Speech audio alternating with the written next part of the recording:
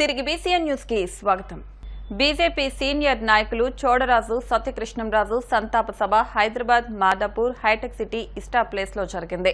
Telangana CM Revanth Reddy, కేంద్ర మంత్రి Kishan Reddy, BJP Andhra Pradesh రాష్ట్ర కార్యదర్శి, నర్సాపురం పార్లమెంటు బీజేపీ అభ్యర్థి భూపతిరాజు శ్రీనివాస్ వర్మ, రాజ్యసభ మాజీ సభ్యులు కేవీపీ రామచంద్రరావు, ఉండి మాజీ ఎమ్మెల్యే వేటుకూరి వెంకట శివరామరాజు, మాజీ MLC Rudraraju Padmaraju, Balakrishnamraju, Kshatriya Parishad TS and AP అధ్యక్షులు నాగరాజు, కార్యదర్శి నానిరాజు, అల్లూరి సత్యనారాయణరాజుతో పాటు పలువురు ప్రముఖులు విచ్చేసి కృష్ణంరాజు చిత్రపటానికి పూలమాల వేసి నివాళులర్పించారు. బీజేపీ కృష్ణగా, తేటగుంట కృష్ణగా పిలువబడే చోడరాజు సత్యకృష్ణంరాజు మృతి తీరని లోటని పలువురు వక్తలు అన్నారు.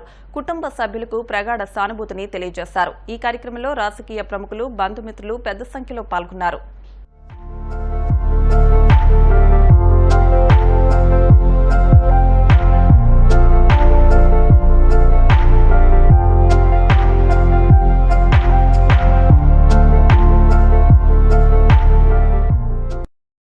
నమస్కారం. కృష్ణరాజు గత 25 సంవత్సరాలుగా చాలా ఆప్తుడు, స్నేహితులు చాలామంది ఉంటారు, కానీ కృష్ణరాజు లాంటి స్నేహితుడు దొరకడం చాలా అరుదుగా జరుగుతూ ఉంటుంది. మాకు పార్టీ పరంగా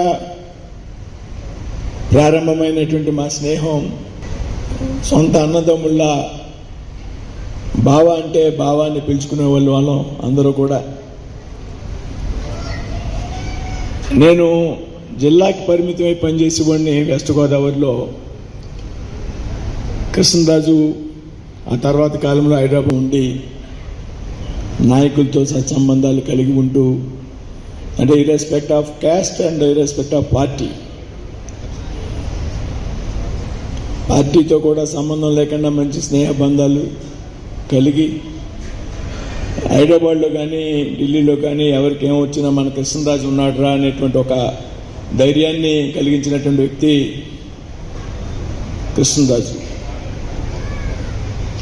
ఒక 25 సంవత్సరాలుగా పార్టీలో, నేను అంతకన్నా ముందు 35 సంవత్సరాలుగా పనిచేసినప్పటికీ ఒక 25 సంవత్సరాలుగా చాలా సన్నిహితులు, వారానికి 1 రోజు 2 రోజులు మాట్లాడుకునేటువంటి అలవాటు ఉండేది. రాజకీయాల విషయం ఇక్కడ ప్రస్తావన అవసరమైనప్పటికీ నా వెనకాల నుండి నాకు ధైర్యాన్ని ఇచ్చినటువంటి వ్యక్తి కృష్ణరాజు.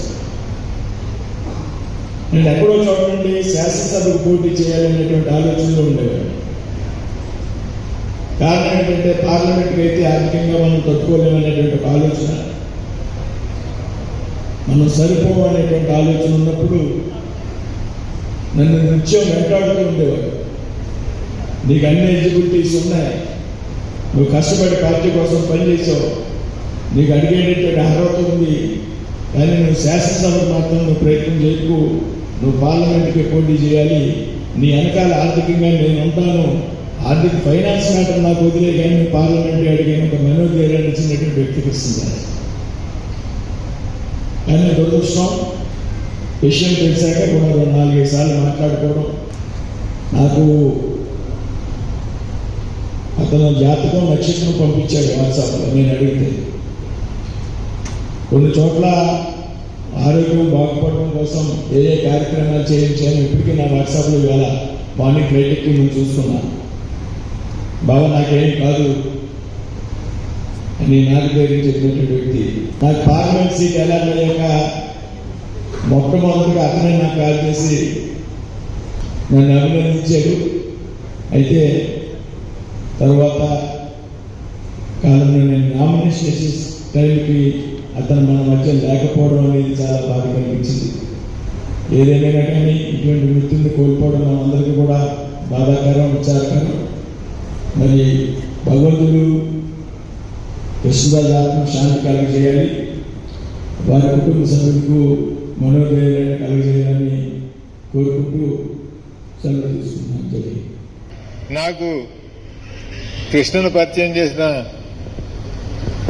వ్యక్తులు అతని గురించి ముందులో చెప్పిన విషయాల వలన నాకు ఒక సానుకూలమైన అభిప్రాయం ఉండేది. సత్సంబంధాలు వారితో నమ్మకాన్ని వివిధ స్థాయి వ్యక్తులతోటి వాళ్ళ నమ్మకాన్ని చూరగొన్న మనిషి. అతను పర్సనల్గానే కాకుండా అతని కుటుంబ సభ్యులందరూ కూడా, అతని బంధువర్గం, అతని మిత్రులతో కూడా నాకు సన్నిహిత సంబంధాలు ఉండేవి. ఉపాధి హామీ కూలీలకు పే స్లిప్లు ఇవ్వాలని, పనుల వద్ద కనీస సౌకర్యాలు కల్పించాలని, ప్రతి ఉపాధి హామీ కూలీ కుటుంబానికి సంవత్సరానికి 200 రోజులు పనులు కల్పించి రోజుకు కనీస వేతనం 600 రూపాయలు ఇవ్వాలని డిమాండ్ చేస్తూ ఆంధ్రప్రదేశ్ రైతు సంఘం, ఆంధ్రప్రదేశ్ కౌలు రైతుల సంఘం ఆధ్వర్యంలో ఉంగుటూరు మండలం కాయకరంలోని నంది భవానీ చెరువు ఉపాధి హామీ పనుల వద్ద నిరసన కార్యక్రమం నిర్వహించారు. ముందుగా రైతు సంఘం, కౌలు రైతుల సంఘం నాయకులు ఉపాధి హామీ పనులను పరిశీలించి కూలీల సమస్యలు అడిగి తెలుసుకున్నారు. అనంతరం కూలీల సమస్యలపై నినాదాలు చేస్తూ నిరసన వ్యక్తం చేశారు. ఈ సందర్భంగా ఆంధ్రప్రదేశ్ రైతు సంఘం జిల్లా కార్యదర్శి కె శ్రీనివాస్, సీనియర్ జిల్లా నాయకులు గుత్తుకొండ వెంకటకృష్ణారావు, ఆంధ్రప్రదేశ్ కౌలు రైతుల సంఘం జిల్లా కన్వీనర్ కొన్ని అప్పారావు మాట్లాడారు. ఉపాధి హామీ పథకాన్ని నిర్వీర్యం చేసేందుకు నిధులు తగ్గించి కేంద్ర ప్రభుత్వం కుట్ర చేస్తోందని విమర్శించారు. ఉపాధి హామీ పథకాన్ని రక్షించుకునేందుకు కూలీలంతా సంఘటితం కావాలని కోరారు. ప్రభుత్వం నిర్ణయించిన కనీస వేతనం ఉపాధి హామీ కూలీలకు రావడం లేదన్నారు. కుటుంబానికి 100 రోజులు పనులు కల్పించడం లేదని, 50 రోజులకు మించి పనులు చూపించడం లేదన్నారు. పే స్లిప్లు ఇవ్వకపోవడం వల్ల ఎంత కూలీ వస్తుందో కూలీలకు అర్థం కావడం లేదని అన్నారు. కనీస సౌకర్యాలు, టెంట్లు గాని, మజ్జిగ, మంచినీళ్లు గాని, మెడికల్ కిట్లు గాని ఏర్పాటు చేయకపోవడం దారుణమని విమర్శించారు. ఇప్పటికైనా ఉపాధి హామీ పని ప్రదేశంలో కనీస సౌకర్యాలు కల్పించాలని కోరారు. ఆంధ్రప్రదేశ్ రైతు సంఘం ఏలూరు జిల్లా కార్యదర్శి. ఈరోజు కాయకరంలో జరుగుతున్న ఉపాధి హామీ పనుల్ని మేము రైతు సంఘంగా పరిశీలించడం జరిగింది. అయితే ఇక్కడ చూస్తూ ఉంటే పనులకు సంబంధించిన కనీస సౌకర్యాలు ఇక్కడ ఏమీ కల్పించిన పరిస్థితి కనబడట్లేదు. మజ్జిగ, మంచినీళ్ళు లేవు, టెంట్లు అందుబాటులో లేవు, మెడికల్ కిట్లు లేవు. అయితే పనులు అయితే చేస్తారు తప్ప 100 రోజులు పనులు కల్పించట్లేదు. కేవలం 3 వారాలు 4 వారాలు మాత్రమే పనులు కల్పిస్తూ ఉన్నారు. దీనివల్ల పెద్దగా ఉపయోగం జరగట్లేదు. కూలీ కూడా తక్కువ వస్తూ ఉన్నది. కాబట్టి ఉపాధి హామీ కూలీలకి 200 రోజులు పనులు కల్పించి కనీస వేతనం 600 రూపాయలు ఇవ్వాలని చెప్పేసి మేము రైతు సంఘంగా, కౌలు రైతు సంఘంగా ప్రభుత్వాన్ని డిమాండ్ చేస్తూ ఉన్నాం. కాబట్టి ఇప్పటికైనా ఉపాధి కూలీలకి కనీస సౌకర్యాలు కల్పించాలని చెప్పేసి కూడా మేము డిమాండ్ చేస్తూ ఉన్నాం. పశ్చిమ గోదావరి జిల్లా పాలకొల్లు ఆర్యవైశ్య వనితా క్లబ్ ఆధ్వర్యంలో వైశాఖ శుద్ధ దశమిని పురస్కరించుకుని ఆర్యవైశ్య కళ్యాణ మండపంలో సహస్ర గాజుల వ్రతం ఘనంగా నిర్వహించారు. మహిళలు పసుపు కుంకుమలతో నిండు నూరేళ్లు జీవించాలని ఈ వ్రతం చేపట్టినట్టు క్లబ్ సభ్యులు తెలిపారు. ఈ వ్రతంలో మహిళలు అధిక సంఖ్యలో పాల్గొని పూజలు నిర్వహించినట్టు క్లబ్ సభ్యులు తెలిపారు.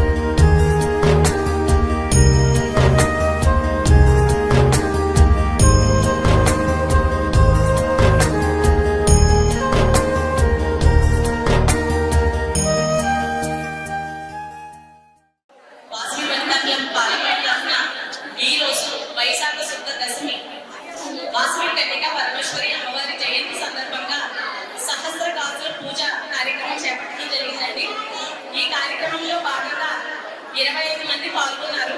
ఈ పూజా కార్యక్రమంలో 25,000 గాజులతో ఈ రోజు పాలకొల్లు వాసవి కన్యకా పరమేశ్వరి అమ్మవారికి పూజా కార్యక్రమం నిర్వహించడం జరిగింది.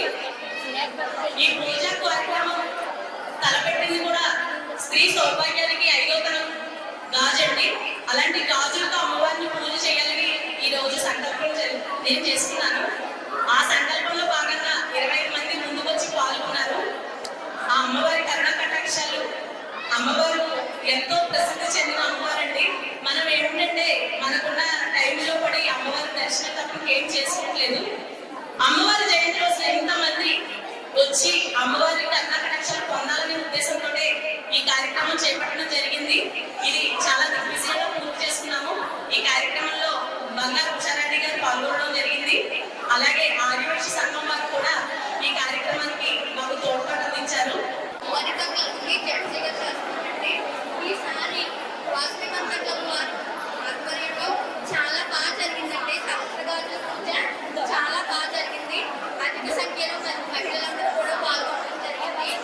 ఈ పూజ నిమిత్తం 25,000 గాజులతో సహస్ర పూజ చేశాము. చాలా బాగా జరిగింది. అద్భుతంగా వచ్చిన ప్రతి ముత్తైదుకి కూడా గాజులు పసుపు కుంకుమ ఇచ్చి ప్రసాదాలు ఇంట్లో పంపడం జరుగుతుంది. దీనికి మా కార్యవైశ్య సంఘం వారు చాలా సహకరించారు. మా క్లబ్ చార్టెడ్ ప్రెసిడెంట్ బంగారు ఉషారాణి గారు, మా పాస్ట్ ప్రెసిడెంట్ మాటు పప్పు గారు కూడా ఈ పూజలో పాల్గొన్నారు. వార్తలు ముగించే ముందు ముఖ్యాంశాలు మరొకసారి. భీమవరం ఆర్యవైశ్య వర్తక సంఘ భవనంలో ఘనంగా వాసవి కన్నికా పరమేశ్వరి అమ్మవారి జయంతి మహోత్సవం. కాళ్లపూరు వెంకటేశ్వర స్వామి ఆలయంలో వైభవంగా ప్రారంభమైన బ్రహ్మోత్సవాలు. భీమవరం డిఎన్ఆర్ కళాశాల గన్నాబత్తుల వారి క్రీడా మైదానంలో 4వ రోజుకు చేరిన అతిరాత్ర మహాయాగం. భీమవరం ఢిల్లీ పబ్లిక్ స్కూల్లో ఫస్ట్ క్లాస్ నుండి ఐబీ కరికులం ఈ విద్యా సంవత్సరం నుండి ప్రారంభం. స్కూల్ సీఈఓ డాక్టర్ సిరి. ఇవి వాటి వార్తా విశేషాలు. మరిన్ని వార్తా విశేషాలతో నెక్స్ట్ బులెటిన్లో మళ్ళీ కలుద్దాం. అంతవరకు సెలవు. నమస్కారం.